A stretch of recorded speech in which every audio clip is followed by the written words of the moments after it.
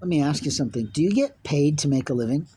In other words, if you're an employee of a company, are you being paid to do something specific? I mean, do you actually have a copy of your job description, or was it just a casual conversation with someone in that department, like a manager, or was it somebody from HR that actually talked to you and said, "This is what we're looking for"? You see, most people don't meet everybody on the team in which they're going to work for, which is sort of good and sort of bad. Because in the old days of marketing, the concept of hunting employees, we used to do a blueprint process. And that's not my word. It's something that I learned about at the Morley Company. But I don't usually talk about having worked there for the whopping 6 months I was there because the job that they had planned just didn't work out. You see, they were dealing with a cross cultural issue. And the reality is that most of the time, Japanese people want to deal with someone they've dealt with a long time, even if they can't stand them.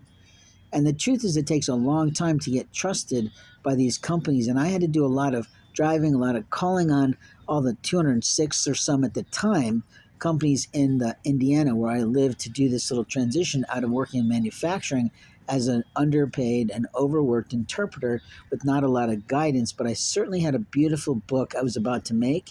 And my question is, what happened to my notes that my wife and I made with one of her friends doing all the translations for manufacturing that I had planned to utilize? Did somebody in my house dump water on it? Did some police officer went in and spray it with a fire extinguisher? Did someone steal the whole fucking thing and throw it away? I'd like to know because I made a shitload of time, and so did my wife, to do those translations. And I didn't need somebody walking in thinking, I'm just going to pick this up and take it off and give it to somebody.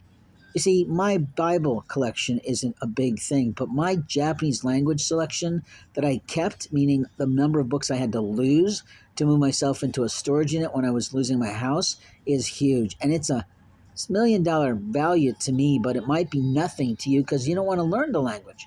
But I brought all those books home from Japan, which means they cost me an arm and a leg. And if those things have been given away, I want to know who the fuck you have the right to do that today.